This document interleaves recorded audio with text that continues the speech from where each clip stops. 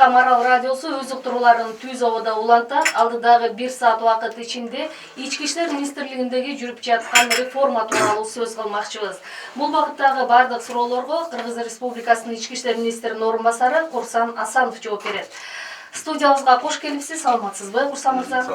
Байланыш телефондорубуз баштагыдай эле 68 06 06. Мындан тышкары 0708 68 06 06 телефон аркылуу байланышып, бардык суроолорду бере аласыздар. Мындан тышкары Facebook баракчабызга дагы суроо жана пикирлерди жөнөтсөңүздөр болот.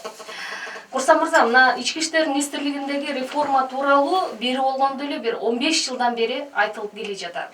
Негизи бул Ички иштер министрлигиндеги реформалоо боюнча азыркы концепция, эгер жаңылбасам, 3-чүсү болуш керек. 2013-жылдан 2017-жылдарга чейинки баягы Кыргызстанда улуттук өнүктүрүү стратегиясында дагы бул каралган. Негизи сиздин баамыңызда эмне жыйынтык болду? Коомчулук, баягы жарандык сектор күткөн жыйынтыкты биз бүгүн бере алдыкпы? Биринчи кезекте саламатсыздар, урматтуу радио угуучулар. Бүгүн мына элдин эң көйгөйлүү болгон бир маселелердин бири болгон бул укук, жалпы эле укук коргоо органдары. Анын ичинен ички иштер органдарын реформалоо боюнча бир жакшы теманы тандап алган экенсиздер. Бул биз үчүн дагы өтө, кандай десем, эң негизги бир көйгөйлүү жана эң негизги багыттардын бири болуп саналат. Сиз башталышында туура айтып кеттиңиз.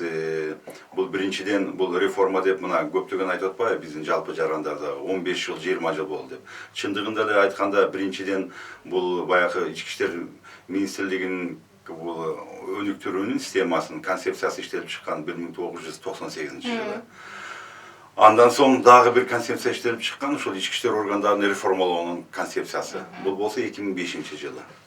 Анан өзүңүздөргө маалым болгондой эле бул 2013-жылы билесиздер, 2013-2017 жылдар мезгилинде Кыргыз Республикасынын туруктуу өнүктүрүүнүн улуттук стратегиясы жөнүндө Кыргыз Республикасынын президентинин 21 январында жарлыгы чыккан. Бул Кыргыз Республикасынын туруктуу өнүктүрүүнүн улуттук стратегиясынын ичинде ошол пункту бар, укук коргоо органдарын реформалоо. Анын ичинде дагы Ички иштер министрлиги деп.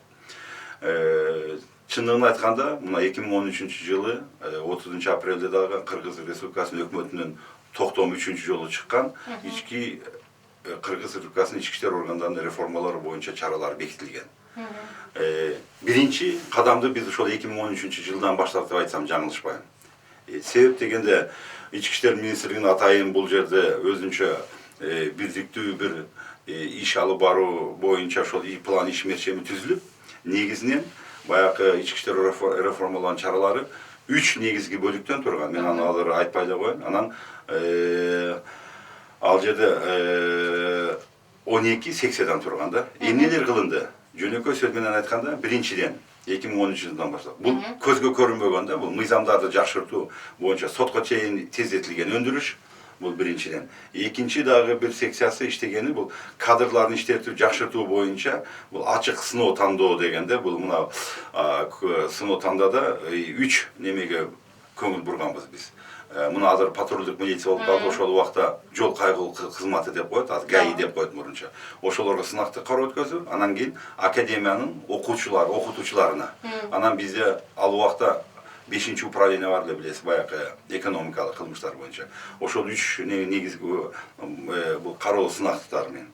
Анан дагы бул эң бир айта турган кетчү нерсе, бул жерде баягы ички иштер органдарынын мындай ишмердигин баалоонун жаңы критерийлери иштелип чыккан.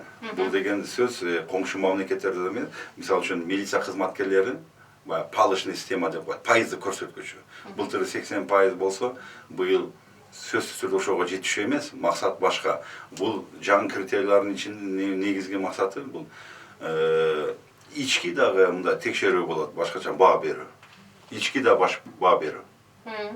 Анан кийин тышкы бул жарандык коомдордогу ички иштер органдарынын ишмердүүлүгүнө баа бере алат.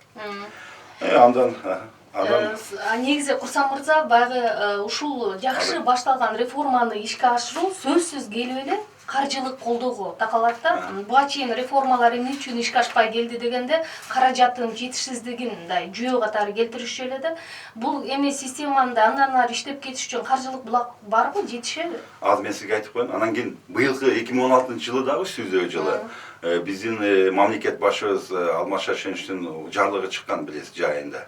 Бул жарлыктагы жалпы ички иштер укук коргоо органдарын реформалоонун боюнча чаралары тууралуу деген чечим кабыл алынган. Бул чечимге каралуу, билесиздер, коргоо кеңешинде атайын жумушчу топ түзүлүп, ал жерде бир гана ички иштер министрлиги эмес, бардык тармакта, анын ичинен ички иштер министрлиги, прокуратура органында, укук коргоо органдарынын баардыгы ошол сот системасында деп туруп.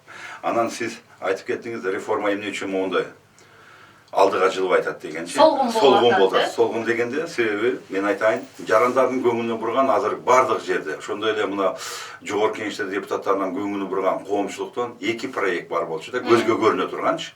Мен жогоруда айтып кеткен, булар биздин ички иштер министрлигинин өздүк курамы иштей турган. Мыйзамдарды өзгөртүү, жакында дагы 3 мыйзамга өзгөртүү кылып, эң негизгиси бул коопсуз шаар менен электрондук код деп. Анан сиз айтканда эмне үчүн биринчиден бул реформанын алкагында эмне үчүн ишке ашпай калды? Каражат эмес, бул биринчиден саясий эрк керек. Ошондой эле мамлекетте стабилдүүлүк, туруктуулук керек. Анын ичинен сиз айткандагы бул баягы каражат маселелери керек деп туруп ошону. Биздин угармандардын эсине салып өтөйүн. Суроолорго Кыргыз Республикасынын ички иштер министринин орун басары, милициянын генерал майору Курсан Асанов жооп берип жатат. Студиянын байланыш телефондору 68 06 06. Мындан тышкары бизде WhatsApp номерибиз да иштеп жатат. 0708 68 06 06 телефондору аркылуу түз байланышка чыгып суроолорду берсеңиздер болот. Курсан мырза, сиз жана программанын башында белгилеп өтпөдүңүзбү? Бул ички иштер министрлигиндеги өздүк курамды реформалоого өзгөчө көңүл басым жасап атат депчи. 2016 жылдын жыйынтыгын чыгарган коллегияда буга басым жасалды. Мына 30га чукул кызматкерге ушул атайын чара көрүлгөндүгү жөнүндө. Мындан тышкары анын саны багы 1 жыл ичинде 200га чукул экендиги айтылып атат да. Бул ушул реформанын жыйынтыгы катары карасак болобу же ички иштер министрлигинде бир тазалоо жүрүп жатабы? Мен ушудан байланып биринчиден акыркы сурооңузга айтайын. Тазалоо десем менин кесиптештерим кандайдыр бир туура эмес болуп калат го. Биринчиден коллега деген эмне? Бул коллега жакында ар жыл сайын бул ички иштер министрлигинде башка министрликтерде жыйын өтөт да. Жылдын жыйынтыгы деп коебуз. Жалпы сөз менен айтканда. Ички иштер министрлигинин коллегиясы бул ошол биздин министрликте эң жогорку мындай башкаруу органы деп айтсам жаңылышпайм. Коллеганын төрагасы министр, анын мүчөлөрү болсо министрдин орун басары, анан кээ-бир ошол башка башкармалыктын жетекчилери да. Бул эми мен айтканда иш жумуш болгон жерде кемчиликтер болот да, билесиз. Жылдын жыйынтыгын чыгарганда сөзсүз түрдө жакшы дегендерге сөзсүз түрдө биз жакшы көрсөткүч болсо, аларга эң татыктуу баа берип туруп, мына быйыл премьер-министр Сооронбай Жээнбеков өзү катышты коллегага жыйылтыда. Премьер-министрдин атынан, өкмөт башчынын атынан, ошондой эле ички иштер министринин атынан баалуу сыйлыктар тапшырды эң жакшы иштеген кызматкерлерге. Ошондой эле мотивация болсун. Ошондой эле эң начар көрсөткүчтөргө баягы кесиптик жазалар колдонду. Мен ойлойм, бул реформага кирбейт, бул жылда боло турган. Баягы сиз айтып аткан биздин башка башкармалыкта дагы ички иштер министрлигинде көптөгөн оптимизация деп койсок туура болот. Оптимизация билесиз, негизги азыркы биздин жаңы министр келгенден бери да мындай көңүл бурутабыз. Централдык аппаратты мүмкүн болушунча мобилдүү, сапаттуу кылып туруп, сапат жагына калган кызматкерлерди биз жерлерге берип, мисалы үчүн чек ара маселеси Баткен обласы, Талас обласы болсо, Тоолуу райондордо Нарын обласына дегенде, ошондой жактарга баягы айылдык тескөөчү, участковый дейбиз, жаш өспүрүмдөр менен иштечү, ошондой кызматкерлерге анан нөөмөтчү бөлүмүнө мына быйыл мен билгенден 237 кызматкер кыскартылып, ошол жерлерге берилди. Көп угармандарыбыз бул жерде кызыгып атышат да. Мына сиз жакшы билесиз, 1 жылдан ашыгыраак убакыт болуп калды коопсуз шаар долбоору боюнча. Ушул долбоорду абдан жакшы баштадыңыздар эле дейт, бирок качан аягына чыгат, токтоп калган жокпу деген тынчсыздануусун билдирген 2 угарман болду. Эң көйгөйлүү мен жогоруда айттым, бул ушул реформанын жүрүшүнүн алкагында көзгө көрүнө турган проекттин бири ушул да. Коопсуз шаар, эң коопсуз шаар деп. Коопсуз шаар кирсе, өтө бул бир гана мына айтып атпайбы, көптөгөн караганда. Бул көптөгөн бул жол долбоор менен биринчиден бул коопсуздукту сактоодо, ошондо кылмыштуулуктун алдын алууда, кылмыштуулук болгон болсо анын бетин ачууда, ошондой эле жол коопсуздугуна караштуу. Андан соң бул коррупцияга каршы бөгөт кое тургандагы бирден бир бул неме проект ушул коопсуз шаарда. Тилекке каршы бул экинчи жолу өткөзүлдү. Биринчи билесиздер, бул 2011-12 жылдары өткөн, анда да мына кийинки экинчи өткөзгөн убакта бул коопсуз шаары баягы по закону мамлекеттик шериктер өнөктөштүк мыйзамдын негизинде өткөзүлгөн да. Азыркы учурда сот процесстери мына жакын арада 22 февралга коюлган. Ушул сот чечими аныкталган болсо, азыркы учурда мына жакында эле жыйын болуп өттү президенттин аппарат башчысында. Азыр мен ойлойм, бул өкмөт башы дагы, мамлекет башы дагы, депутаттар, коомчулуктагы муну өтө мындай кандай десем күтүп жаткан учурда. Мен ойлойм, быйылкы жылы бул коопсуз шаары ишке кирилет деген ойдомун, ишеничтемин. Кийинки угармандын суроосун берип өтөйүн. Алдагы ошо коопсуз шаарга байланыштуу болуп атат. Өлкөнүн бардык аймагын видео камералар менен камсыз кылуу бул коопсуз шаар долбоорунун алкагында ишке ашып атабы же бюджеттен каралып атабы каражат дейт? Азыркы видео камералар коюлган. Мен бул аябай жакшы суроо экен. Бул негизинен видео байкоо деген мыйзам кабыл алынган 5-чакырылыштагы бул депутаттардын демилгеси менен. Ошол мыйзамдын негизинде бул Бишкек шаарында, анан Ош шаарында ушул видео байкоолорду орнотуу болуп каралган да. Анда негизги бул мыйзамды бул бир чети баягы пилоттук эмес, жок, бул башка мыйзамда. Бул коопсуз шаарынын алкагында эмес. Мисалы үчүн азыр көптөгөн мына канчалык Бишкекте менчик ишкана болобу же мамлекеттик ишкана. Эгерде мамлекеттик болсо, ошол мамлекеттик ишкананын жетекчиси коюш керек. Эгерде менчик ишкана болсо, ошо менчик ишканалардын жетек немелери, ээлери өздөрү койдурулуп жатат. Азыр бул жерде ошол жергиликтүү бийлик менен ички иштер органдары баардыгын так аныктап чыкканбыз. Бул жерде айрыкча баса белгилечүү Бишкек шаарынын мэри аябай жакшы иштеп жатат, ошондой эле Ош шаарынын мэри менен бирге.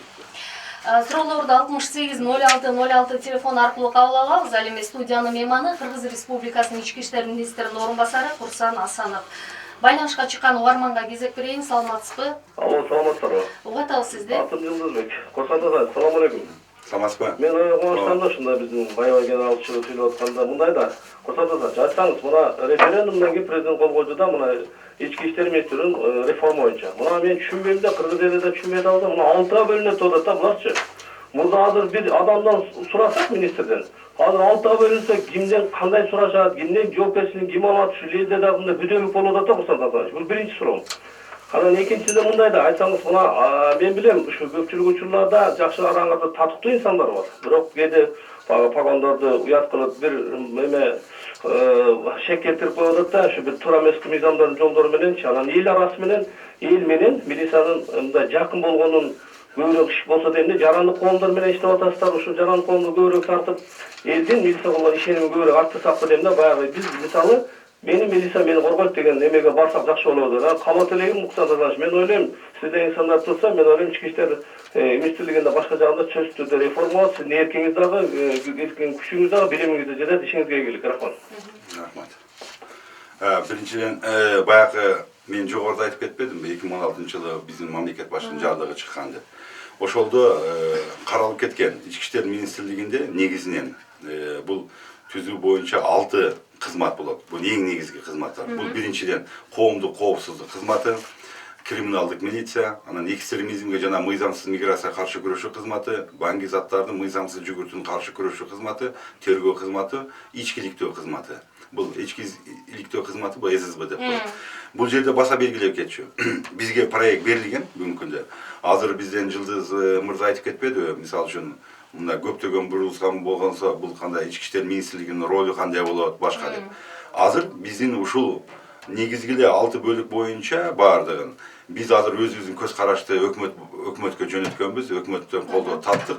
Бул жерде айта турган болсок, тергөө кызматы менен ичкиликтөө кызматы бул вертикальный подчинение. То есть бул жерден анын жетекчиси гана бир гана мына мисалы үчүн башкы башкармалыгына баш ийет. Ал эми калган кызматтар болгон болсо, мен ойлойм эч кандай бул жерде бөлүп жарылуу болбойт.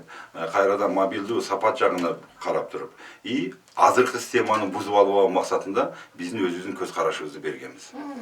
Экинчи суроо боюнча да жооп берип өтсөңүз, милиция элге жакын болсо деген оюн айтып атат да. Милиция өзү кандай болуш керек да, болуу керек азыркы учурда. Биринчиден милиция мисалы үчүн жөнөкөй мындай айтканда, бир адам арыз менен кайрылган болсо, арыз менен кандай гана болбосун, ал бирөө менен коңшусу менен урушуп кетеби, же болбосо бир тоогун жоготобу, же болбосо 10 жылкысын жоготобу, сөзсүз түрдө арыз муңда өз убагында кароо керек. Оперативдик ага биз чара көрүш керек. Кылмыш болгон болсо, анын биз бетин ачышыбыз керек. Кылмыш издөө козгоп коюп эле анан биз иштеп атабыз, жумуш кылып атабыз деп натыйжасы чыкпаса, анда элдер сөзсүз нааразылык күчөй берет. Мисалы үчүн ошондуктан баягы мен жогоруда айтпадымбы, эгерде бирөө бир нерсесин урдаткан болсо, үй эмерегим же мал жанымды, аны биз улуу дело кызыктырбайт. Аны биз кайтарып беришибиз керек ошо элдерге, туура? Жабырлануучуга. Ошондо элдин ишен. Анан кийин азыркы учурда коомдук жарандар менен өтө көптөгөн мынчалык ачык айкын ички иштер министрлиги эч качан болгон эмес. Акыркы убактарда баягы мен 2013-жылы башталганда жаңыдан биринчи кадам ташталды деп айтпадыкпы? Ошондо бир негизги неме болгон. Бул жарандык немелер менен бирге иштөө боюнча. Мен бул Кыргыз Республикасынын өкмөтүнүн атайын токтому чыккан. Азыркы учурда биз жарандыктар менен сөзсүз түрдө иштеп, мына көрүп жатасыңар көптөгөн сын пикирлер. Азыр 21-кылым маалымат айдыңында билесиздер. Эмне болгон күндө дагы интернет аркылуу, башка аркылуу, Facebook аркылуу тарайт. Биз сөзсүз көңүл бурууга бир жагынан аргасыз да болобуз, и чечим да кабыл алынат да. Кийинки угарманга кезек берели, саламатсызбы? Саламатчылык, Бишектин Мата. Курсан Сатар, саламатсызбы? Саламатчылык.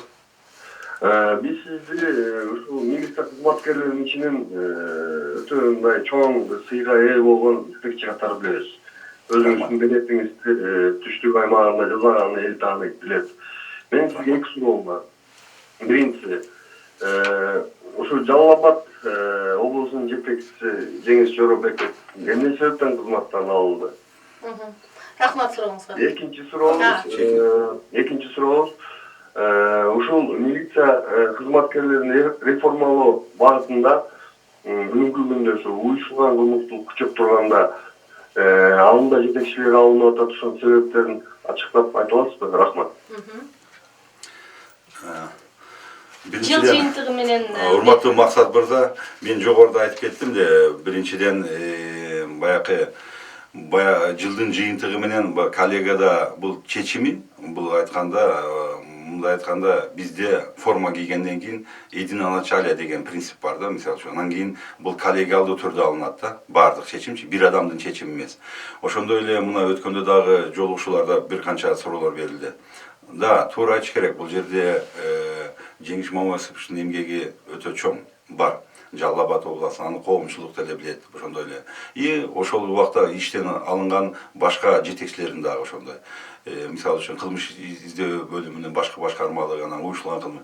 Ошол келтирилген кемчиликтердин натыйжасында бул эми бир күндө пайда болгон жок да. Мисалы үчүн бул жетекчи өзү кылбаса дагы, анын мисалы үчүн областта көп да, райондук ички иштер бөлүмүнүн башка жетекчилери бар.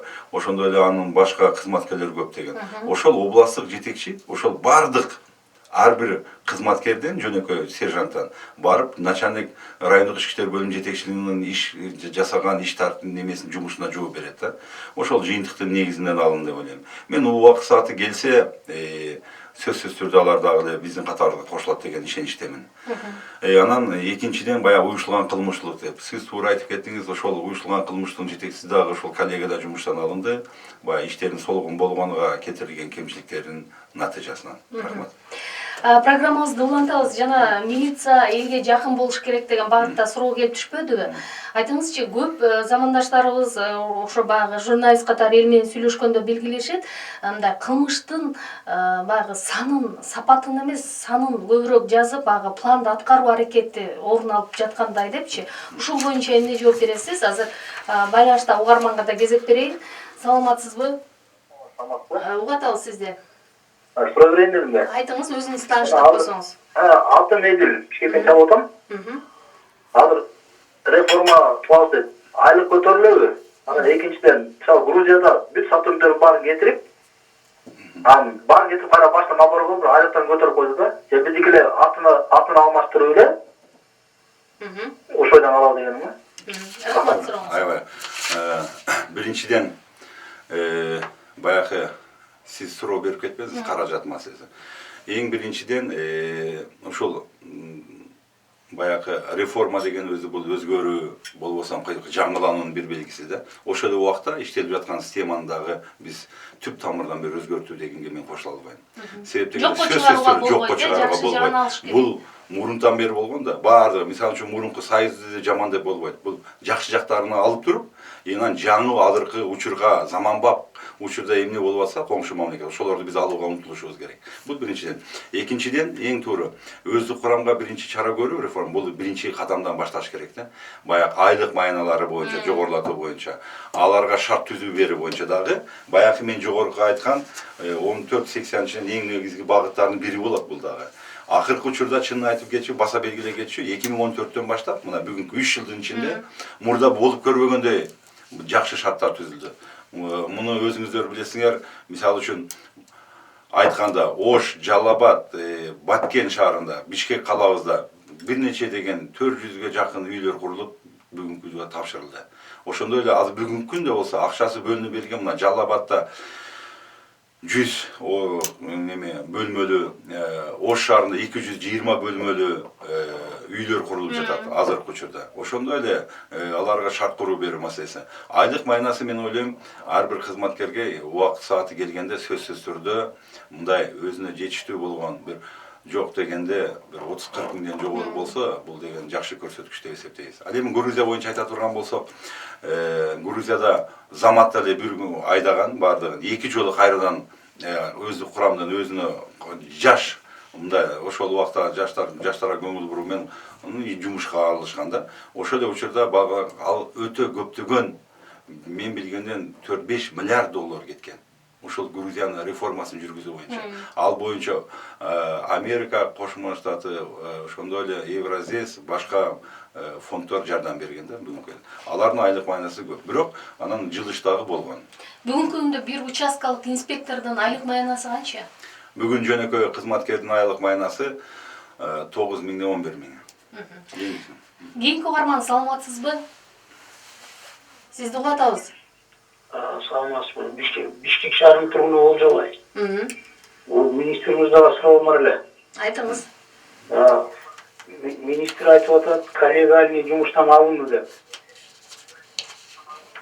Койгон кезде кандай алынат? Маселен, мынакей Министерство МВДны мен интернеттен көрүп атам, 10-чу управлениясы жана бир китайский немен тонок незаконный текшерди деп атат.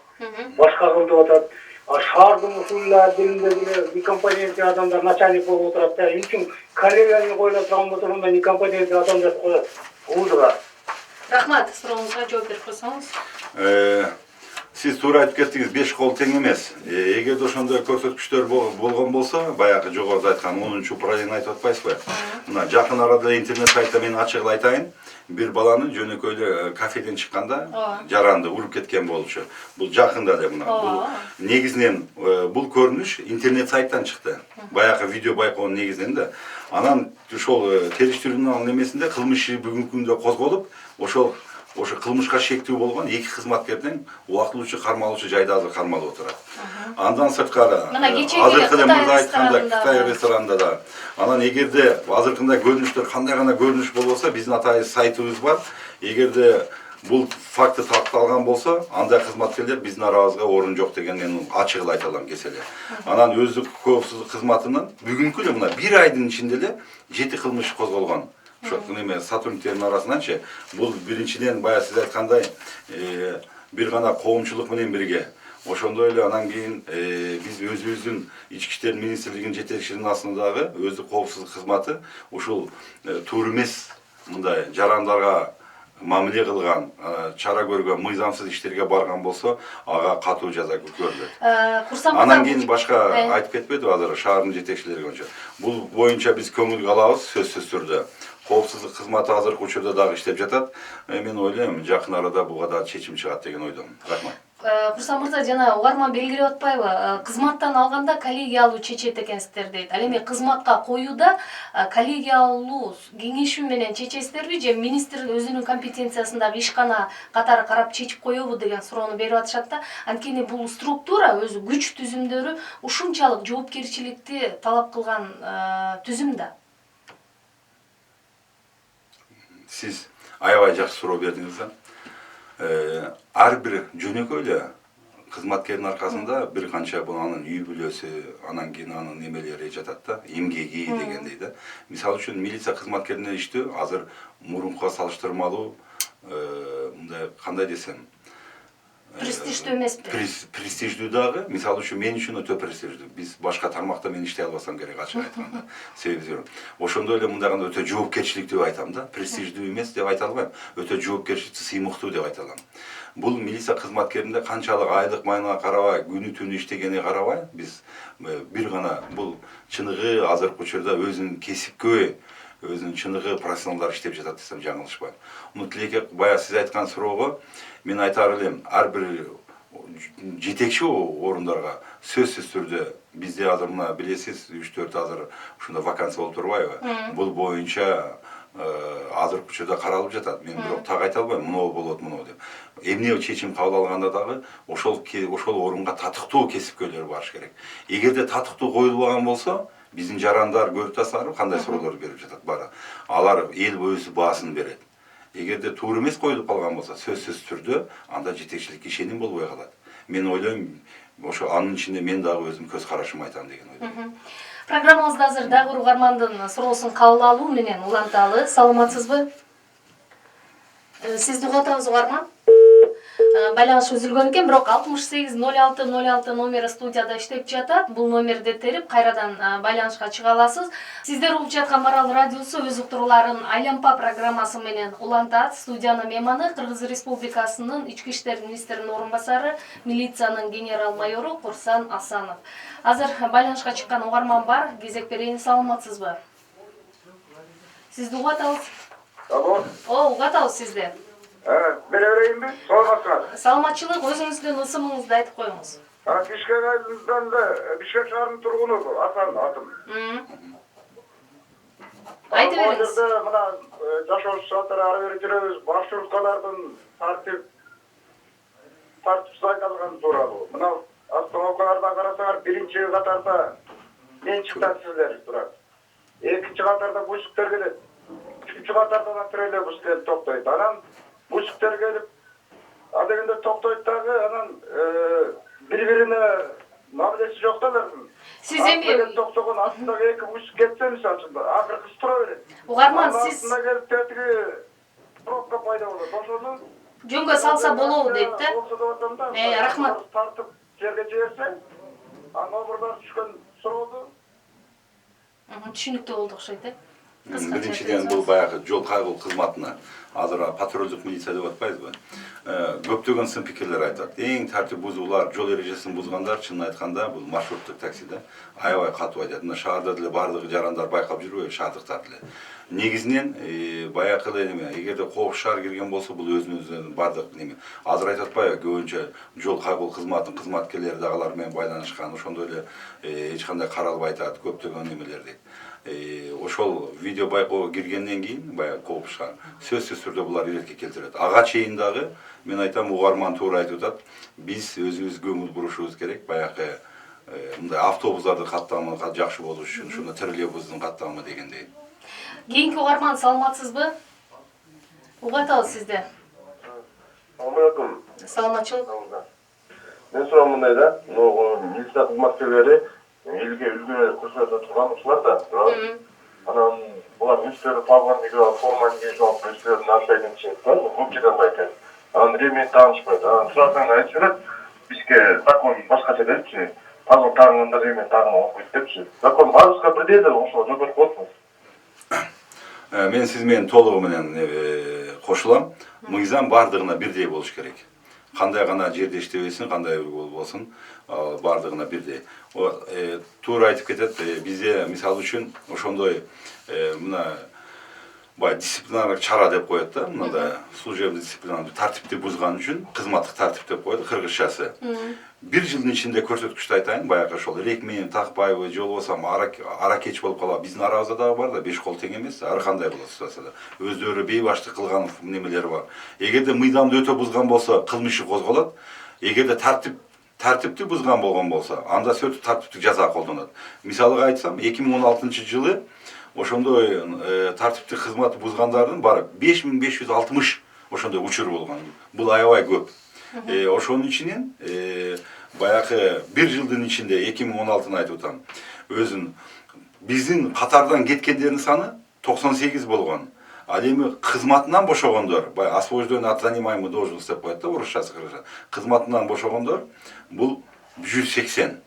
Ушулар баягы негизги кайсы себептен улам бошоп атат? Анткени мына Мелис Турганбаев баягы министр болуп турган учурунда кайсы бир маегинде айтканы эсиме келип атат. Биздин арабызда дагы наркотика колдонгон кызматкерлер бар экен депчи. Анан сиз айтсаңыз, наркотика, аракешикке берилген кызматкерлер жок ба сырында? Так эсе айта аласызбы? Сиз эми так эсе айта алам. Мен мисалы үчүн баардык статьяны айтпай эле, беренелерди айтпайын. Мына мисалы үчүн 1 жылдын ичинде дагы 2016-жылы 120 кылмыш козголуп атат. Кызматкерлердин үстүнөн ар кандай. Ошол козголгон кылмыш 120 кылмыштын ичине 161 кызматкер өтүп жатат. Ушул жогоруда айтылган 161 кызматкер, мен ойлойм, бул өздүк коопсуздук кызматы, ошондой эле мына бизди көзөмөл кылуучу прокуратура кызматкерлери тарабынан кылмышы козголуп, бул жоопко тартылган 1 жылдын ичинде. Мен ойлойм, андай көрүнүштөр туура айтат угармандар, бизде андай азыр деле жок эмес. Бирок ошонун ичинен биз иштеп, талкуулап, элге ачык алып чыгып, азыр ошондой учур болуп калды. Биз чара көрөбүз. Кийинки угарман саламатсызбы? Угуп атабыз сизди. Кайрадан байланышка чыксаңыз болот. Биздин студиянын номери 680606. Жана бир карын майды бир кумалак чиритет деген сөз бекеринен айтылбаса керек.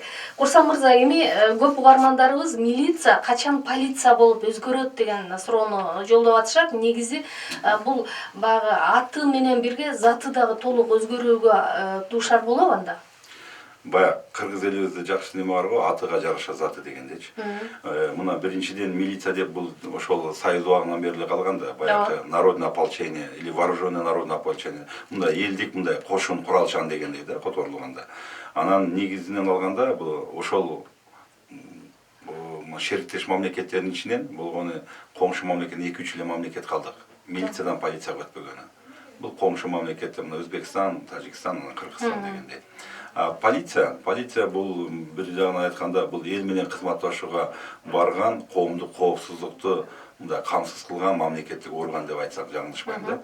Ошондуктан бул келечектин иши, биз учуру келгенде сөзсүз милициядан полицияга өтүшүбүз керек. Ал эми азыркы шартта өзүңүз билесиз, баягы каражат маселесин айтып кеттик. Бул боюнча дагы реформанын жүрүшүн алганда биз эсептеп чыкканбыз бардыгы. Ага мен билгенден 1 миллиардка жакын акча кетет экен да. Баягы өтө бул кийим-кече, анан кийин баягы ошол удостоверенияларды алмаштыруу, көлүктөрдү, анан ар кандай кетет да. Баягы печаттарды алмаштыруу, башка ошондон үчүн мен ойлойм бул келечектин иши, и мындай законду дагы биз келечек учуру келгенде жакын араларда биз кабыл алышыбыз керек деп ойлойм. Рахмат. Угуп атабыз сизди. Ассаламу алейкум. Устаз. Мен Бишкек шаарынан чалып атам, атым. Мен суроо алыстарды жараңыз суроо кеткенде коомдук транспорттор аялдамаларда Жок, Угарман, уксаңыз, сиз коомдук транспорт маселеси боюнча эмес, милиция тутумун реформалоо боюнча эгер сурооңуз болсо айтсаңыз. Аны болсо шаардын тиешелүү структуралары бар, бул коомдук транспорт маселеси менен иштеген, алар жооп беришет. Рахмат. Дагы бир угарманыбыз сурап атат, электрондук каттоо системасын качан киргизесиздер, ал кирсе жакшы болот эле депчи. Чындыгында баягы бул реформанын негизги бир бутагы болуш керек эле, анткени түшкөн баягы кылмыш толук ошол жерге катталып, анан жоопко тартканга дагы, бергенге дагы. Тартылып. Бул баягы сиз айткан бул электрондук куб деп коет да, жарандардын кайрылган жанарыздарын толук жана ачык кароо деп айтсак болот да, негизинен. Бул негизги реформанын жүрүшүнүн алкагында бул дагы секция каралган, бул акча каражат маселесинде турат. Мен ойлойм, эгерде бул электрондук куб ушул кирген болсо, негизинен бул азыр мисалы үчүн жылына бир 20-30 миңдей кылмыш болгон болсо, кылмыштын саны бул 3-4 эсе өсөт. Бул деген сөз кылмыш ошончолук көп болбойт. Мисалы үчүн азыркы учурда деле, мисалы үчүн бул отказной материалдар бар да, мисалы үчүн 30 миң кылмыш болгон болсо, баягы бири-бири менен жарашып алып, башка деген. А электрондук куб болгон болсо, ал кандай гана болбосун, кандай гана кабар келбесин, ошол дароо ошол убакта баягы кылмыш козголот да. Анан кийин ар бир тергөөчү өзүнүн мыйзамдык чечимин кабыл ала берет. Ошондуктан бул мындай ачык, мисалы үчүн мында баягы укрытияда жаап жашыруу деген мындай фактылары болбойт да. Эмне кабар келген болсо, ошонун бардыгы электрондук кубка түшөт. Мисалы үчүн Таластан нарында, Баткенде болгон болсо, онлайн режимде Ички иштер министрлигине, анан кийин прокуратура органдарына түшүп турат. Качан мунун ашыруга болот эми? Каражат да, бул дагы келүү. Бул маселе, каражат маселеси, мен ойлойм, быйыл чечилген болсо, мына неме бул ишке ашырууга болот. Толук мүмкүнчүлүгүбүз бар. 2018-жылдан буюрса ишке аша баштайт экен да. Кийинки угарман угабыз, саламатсызбы? Алло, саламатсызбы? Угат ал сизде? Мен курсант мырзага суроом бар эле. Айтыңыз. Курсант мырза, саламатсызбы? Биз көлдөн чыгып атабыз. Жана айтып кеттиңиз, реформа кылуу үчүн саясий эрк керек дейсиз. Бул саясий эрк дегенди кандай түшүнөсүз? Биринчи суроом. Экинчи суроом, жанагы зачинщик драки деп камабадыңарбы? 2 балада отурсуңар. Жанагы чыгып келаткандагы бала самый опасный удар локтем деген. Локоть, моюн Сени областька сокту. Андан кийин 2 бала келип салып атат. Видео наблюдениядан карап туруп, 2 баланы кармап атасыңар, анан көрүнбөй жанагы жасаган кылмыштарды кантип кармайсыңар? Мен мындай элдин кызыры келип атат азыр. 2 баланы камап атасыңар, же бармак басты, көз кысты кыласыңар, же 5 бала турат. Анан машинесинин номерлордо турат. Түшүндүк. Рахмат, аз жооп угалы. Эми биринчиден саясий эрк дегенде, мисалы үчүн азыркы учурда мына реформанын жүрүүнүн аркасында биз мамлекет башчыбыз өзү баш болуп туруп указдардын жарлыгын чыгартат. Мен ошону түшүнөм. Ошондой эле өкмөт башчы дагы айтып жатат.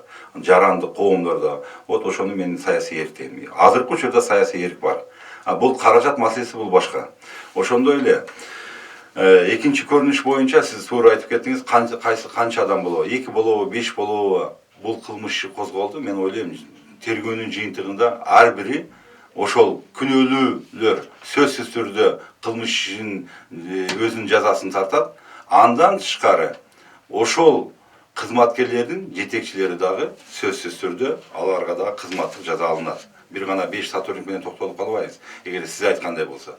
Мен жогоруда айтып кеттим. Азыр бүгүнкү күндө убактылуу кармалып жатат, 2 кызматкер жатат деп. Дагы бир угарман, саламатсызбы?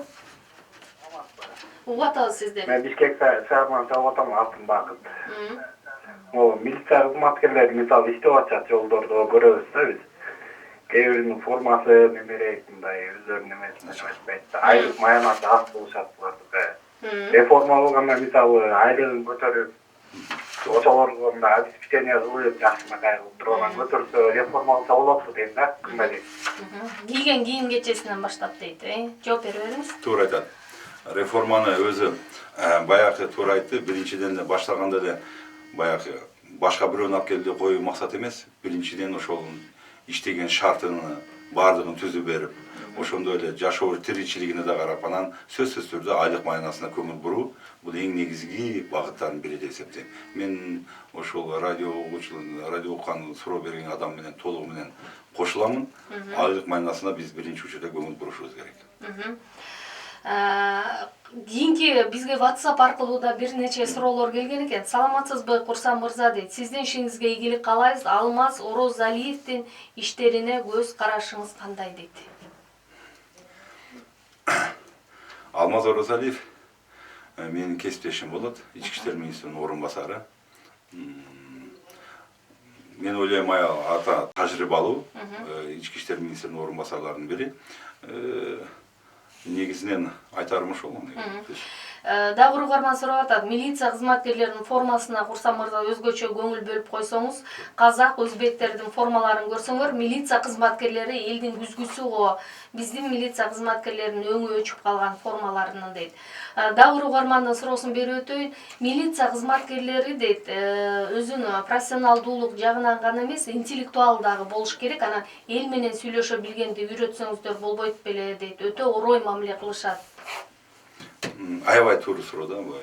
Ошол биринчиден баягы эл менен мындай жөнөкөй сүйлөшүүдө дагы мында дипломат аны угуу билүү керек да, туура айтат. Өзүнчө бир милиция кызматкерлери жөнүндө форма кийип эле барып, бир жерден барып арыз алуу, же болбосо бирөөнүн аркасынан кубалап жүрүү эмес, аны менен сүйлөшүүнүн дагы өзүнчө бир башка маани берилиш керек. Булар боюнча бизде академиянын алкагында азыр окутуулар болуп жатат. Бирок тилекке каршы көп жерде арыз муңдар менен эмне үчүн кайрадан кайрылат? Баягы туура эмес кабыл алганда көбүрөөк күттүрүп коюп, болбосо кабыл алып сүйлөшкөндө дагы орой мамиле жасаганда бул сөзсүз түрдө нааразылык келип чыгат.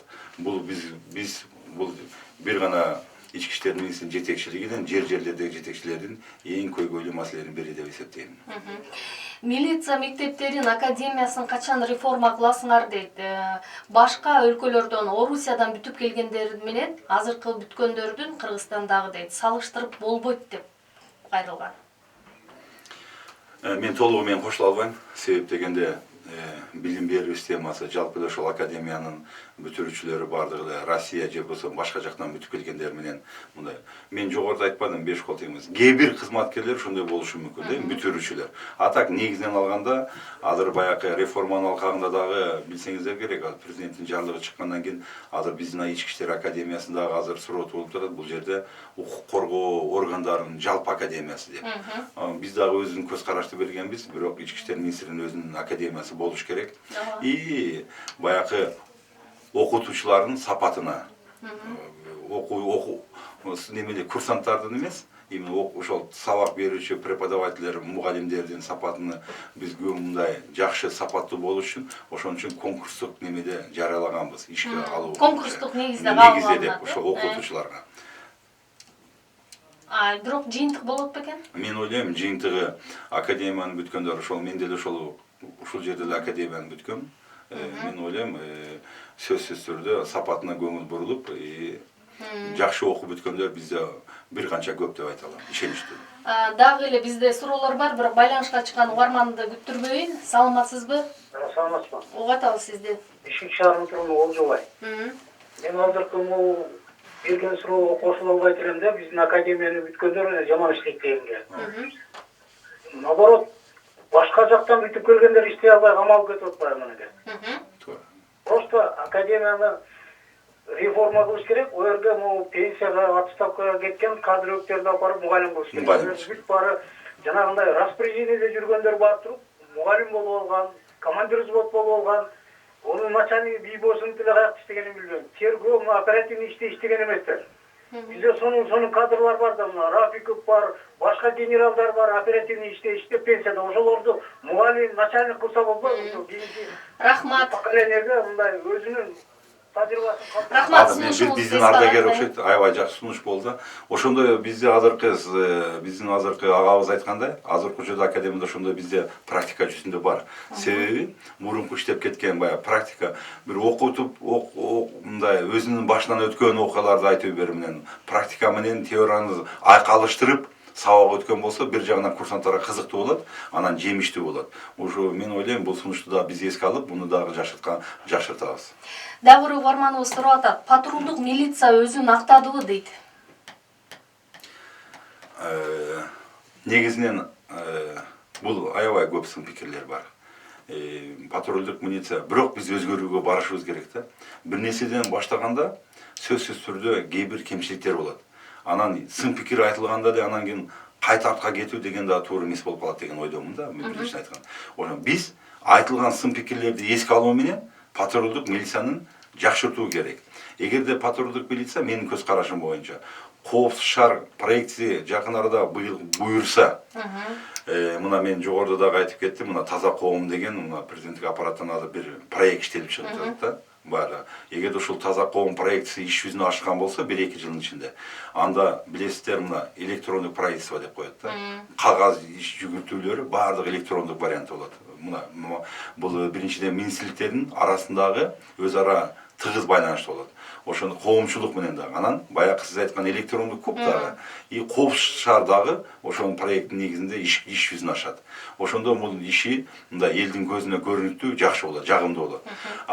Патрулдук милицияны түзгөндө биринчиден биз бир экипажга, бир машинага, транспортко 3төн отургузуп койгонбуз да, баягы. Экөөсү кайгыл кызматкери болот, бирөө участкалык инспектор. Жок, участкалык инспектор эмес, участкалык айылдык участковый инспектордун участковый болот. Бул жерде баардыгы эле мындай рядовой состав, бирок ошондо эле бирөө жол кайгыл кызматы, ДПС, ГАИ. Экөө болсо баягы кайгыл кызматы. Бул мурун ППС деп коюп элек, патрульный постовой милиция деп. Ошолорду бир кошконбуз да. Ошондо көптөгөн сын пикирлер айтылган. Көрүнгөн жерде эле 3төн 4төн туруп алып эмне болуп атат деп. Азыркы учурда биз ойлойм, ошол айтылган сын пикирлерди эске алуу менен эле бир экипажга 2ден сотрудниктерди койдук. Анан кийин мурункудай эле пеши, мисалы үчүн базарлар, скверлер, элдер көп жүргөн, Бишкек шаарынан келген жарандар көп жүргөн мына соода борборлор ачык калбадыбы? Ошону кайрадан биз азыр жандандырдык. Мен ойлойм, учуру сааты келгенде бул патрулдук милиция өз жемишин берет. Кийинки угарман байланышта, саламатсызбы? Угатабыз. Алло, саламатсызбы? Саламатчылык, өзүңүз тааныштырсаңыз. Бишкек шаарынан Чынарбек. Кусат эке, салам алейкум. Саламатсызбы? Сизди насыккан кесипкөй адис катары билебиз. Биринчи сизге ишиңизге ийгилик. Сизди биринчи багы министрликтен күттү керек. Өкүнүчтүү андай болду. Биринчи суроом бар эле. Сиздин жеке мындай атуулук мындай бир эме катарында бир жооп берсеңиз, опугиштиктер менен байланышыңыз барбы жокпу? Бул биринчи суроо. Экинчи жол коопсуздук могу сотрудник ГАИлер. Мен бир эмес, бир 5-10 фактыларга туш болдум, протоколдо жазганда ошол жерден 42 ката кетет. Ар бир сөздөн 6 тамган туура эмес жазган бир жазганына түшүнбөгөн бир ушундай бир кадрлар бар да, бир ушундай жаңы келип аткандар. Рахмат. Анан ошондой нерселер кантип азыр могу форма кийип жүрөт? Рахмат, кыска сурооңузду айттыңыз, анткени убакыт аз калды, жоопу калат. Биринчиден менде эч кандай уюштурулган кылмыштуулук менен байланышым жок. Бул биринчиден ачык так кесе айта алам баардыгын. Экинчи учуру болсо, баягы жол кайгыл кызматы боюнча баягы протоколдорду толук толтура албаган болсо, ар биринин анын өзүнүн бөлүмчөсүнүн командири бар, ошондой эле жетекчилери, башка башкармалыгы бар. Вот жакынкы аралда мына ушул боюнча жогоруда айтылган административдик протоколду толтуруу боюнча, ката кеткендери боюнча, ошондой эле баягы терс көрүнүштөр боюнча көптөгөн сын пикир айтат да. Милиция кызматкерлеринин ичинен 2 гана служба, бул адам укук коргоогондордун ичинен милиция кызматкерлери эң көп адамдар менен мындай байланышат да, күндө контакт барышат. Ички иштер министринин эң көп барганы 2 эле кызмат. Бул айылдык участковый, баягы анан кийин окуучулар менен идеен деп коет, жаш өспүрүмдөр менен иштөөчү. Анан кийин жол кайгыл кызматы. Бул баягы патрулдук милиция да, ГАИ деп коет. Өтө көптөгөн. Андай көрүнүштөр болгонго мен жок деп айта албайм. Ошондуктан аны сөзсүз түрдө биз аны баардыгын жазалабастан сөз бизде жумасына азыркы министрдин жаңы буйругу бар, бир 2 күндөн сабак өтүлөт сөзсүз түрдө даярдыктарды. Эгер такыр болбогон болсо, анан кийин бизде мында түшүнүк бар. Белгилүү убакыттан кийин ар бир 6 айда аттестация өтөт. Ошондой учурда аларга бир чара көрүнөт. Кызматтан кетет ага. Убактылуу кармоочу жай бөлүмдөрүнө, коридорлорго, кызматкерлердин иш бөлмөлөрүнө дагы видео көзөмөл орнотсоңуздар жакшы болот эле деп кайрылат. Туура. Бул боюнча азыр республика боюнча мен билгенден 46 убактылуу кармоочу жай бар. Бардык ошол убактылуу кармоочу жайда бүгүнкү күндө видео байкоо орнотулган. Бүгүнкү күндө. Соңку суроо болсун, убакыт аяктап баратат. Мына ушул ички иштер системасында жүрүп жаткан реформа бул 3-чү этабы 15 жылдан ашык убакыт болду деп атабыз. Негизи бардык замандаштар кызыгат. Ошо жыйынтыгын биз качан көрөбүз, качан бүтөт бул реформа дейбиз. Бул аяктоочу процессби, бул же бүтпөй турган процессби?